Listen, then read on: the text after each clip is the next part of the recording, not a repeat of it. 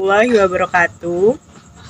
Saya perwakilan dari kelompok 3 yang beranggotakan Asri Wahyuningsih, Duli Asmara, Nana Mariska, Rani Monika Sari, dan Selsa Sinta Wilya. Di sini kami akan memaparkan mengenai studi kasus manajemen risiko dalam pelayanan kesehatan di instalasi farmasi RSUD Tebing Tinggi. Baik, materi yang pertama akan disampaikan oleh rekan saya yaitu Duli Asmara. Contoh kasus terjadi kesalahan pada penulisan nama pasien pada resep yang dibawa pasien. Hal ini dimungkinkan dokter penulis resep kurang berkonsentrasi pada saat pelayanan pasien atau nama pasien yang berdekatan pada saat pemeriksaan, sehingga rekam medisnya terbalik pengamatannya. Selanjutnya, profil perusahaan, yaitu Rumah Sakit Umum Daerah Badan Layanan Umum Daerah Tebing Tinggi 4 Lawang. Nama rumah sakit RS Umum Daerah Kabupaten 4 Lawang. Pemilik pemerintah Kabupaten 4 Lawang. Status Badan Layanan Umum Daerah atau BLUD. Alamat Jalan Nurdin Panji kilometer 5 Tebing Tinggi Kabupaten 4 Lawang 31453. Nama Direktur Dr. Devi Andrianti MM. Kasus yang pernah terjadi di instalasi farmasi RSUD Tebing Tinggi Kabupaten 4 Lawang adalah terjadinya kesalahan pemberian obat di apotek rawat jalan dikarenakan penulisan resep yang terbalik nama pasiennya. Pasien berasal dari poliklinik penyakit dalam yang merupakan pasien langganan atau sudah sering berobat ke rumah sakit. Pasien tersebut bernama Saibani dan Rafani. Pasien Saibani membawa resep dengan nama Rafani, sedangkan pasien Rafani membawa resep dengan nama Saibani. Namun pasien tidak mengecek nama yang tercantum dalam resep dan langsung menuju ke apotek rawat jalan. Pada saat pasien menyerahkan resep kepada petugas penerima resep, kemudian dicek kesediaan, kekuatan dan jenis kesediaan, dikerjakan etiket dan pengemasan sesuai dengan yang diperintahkan dalam resep obat tersebut. Setelah itu, obat siap diserahkan kepada pasien. Petugas penyerahan resep memanggil pasien yang bernama Saibani. Petugas memberikan konseling mengenai kesediaan yang diterima pasien.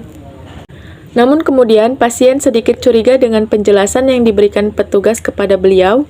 Menurut pasien bahwa obat yang diberikan tidak sesuai dengan kondisi penyakit yang diderita pasien. Petugas kemudian segera meriscek resep pasien Saibani, kemudian berkonsultasi dengan bagian poli rawat jalan penyakit dalam. Dari hasil cek dan riscek, ternyata dokter salah menuliskan resep pada pasien Saibani. Jadi, dokter salah menuliskan resep obat untuk Saibani dengan nama Rafani yang kemudian dibawa oleh Saibani ke apotek rawat jalan. Sehingganya, ketika nama Saibani dipanggil, ia merasa resep obat tidak sesuai dengan penyakit yang dideritanya. Selanjutnya akan dijelaskan oleh Rani Monika Sari. Siapa saja pihak yang terlibat? Pihak yang terlibat dalam kasus ini adalah dokter, pasien, dan petugas farmasi. Analisis dari perspektif hukum.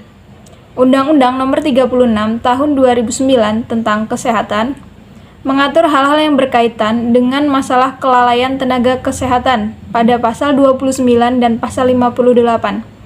Pasal 29 menentukan bahwa dalam hal tenaga kesehatan diduga melakukan kelalaian dalam menjalankan profesinya, kelalaian tersebut harus diselesaikan terlebih dahulu melalui mediasi.